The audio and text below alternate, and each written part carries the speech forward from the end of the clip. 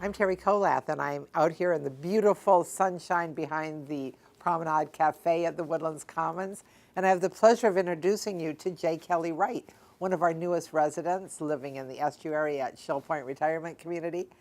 Jay is doing a class in the federal bureaucracy and coming up very soon in the academy, and I thought you might be as interested in getting to know him as I was. Thank you so much for joining me, Jay. Let's begin a little bit about your background. Where did you grow up? I grew up in Arlington, Virginia, which is a Washington, D.C. suburb. I've been interested in government, I guess, since high school civics. But I went to college at Dartmouth College. That was an important event because I met my future wife. We got married after college when I was in the Navy. I went to college on a Navy scholarship, and so I had a military obligation. We got married about halfway through my Navy time. And then when I finished my Navy active duty, I started law school at Harvard Law School. Geographically, anyway, the transition was easy because my last Navy ship happened to be in Boston Navy Yard. When I was finishing active duty, all I had to do was cross the Charles River in Boston to start law school. After I finished law school, we moved to the Washington, D.C. area, which for me was going back to the place where I grew up.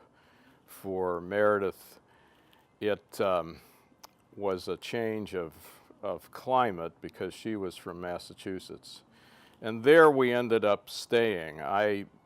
When we moved back, I had a one-year job as a law clerk to a Supreme Court justice, and then I was a practicing lawyer for about 40 years. In 2010, I retired from full-time law practice, but I was a law professor for several semesters at George Mason Law School. That's quite a story. So you were born in Washington, D.C., and after time in the military, you went back to Washington, D.C. and became involved in the law there. You mentioned civics, and it occurs to me that civics isn't taught specifically anymore in our public schools. It's part of education, but we had the advantage of having specific civics classes. Do you think that makes a difference, Jay? I don't know how much we have lost the teaching of civics. I know that Supreme Court Justice O'Connor has, since her retirement from the Supreme Court, she has led a movement to improve, enhance the teaching of civics. I got quite a bit. In public school, Virginia history and the revolution and formation of the government was quite a bit of Virginia history, in addition to U.S. history and government. So I don't know the answer to your question, but a belief that this is important to learn was part of what led me to want to do this first lecture this year. Well, you're going to be talking about the federal bureaucracy. Can a new president make a difference? You don't have to give away your whole lecture, but can you talk a little bit about this for us? In trying to make the lecture relevant to some current events, I picked this topic, and my wife Meredith helped me come up with the title. By bureaucracy, I don't mean anything negative or derogatory. I probably could have said public servants or the federal workforce. But many presidents come into office with the idea of changing, in some ways, the direction or the size of the federal government. President Reagan had that objective. So did President Clinton to a degree. The era of big government is over. Remember that quote.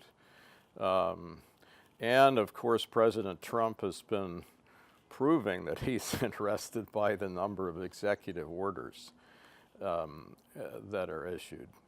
What led me to want to do the lecture is that very often in the debate over what's best for the country, the people with the strongest opinions about that very often voice their positions in terms of what's legal or what's constitutional.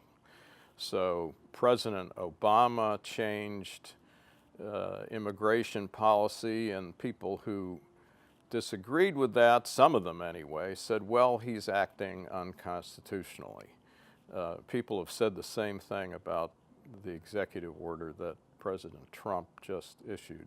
That tends to turn the debate into not what's the best policy, really, but what's legal. And that's what I'm trying to explore in this lecture. Well, we appreciate your perspective, and there's going to be a great value for us in having someone who's had a focus on this topic be able to discuss the late-breaking events with us. I hope that my presentation will generate lots of engagement. As a teacher and as a lawyer, it's not particularly fun to talk at length with no reaction from the audience. It's especially hard on the speaker when the judge or the jurors begin to fall asleep.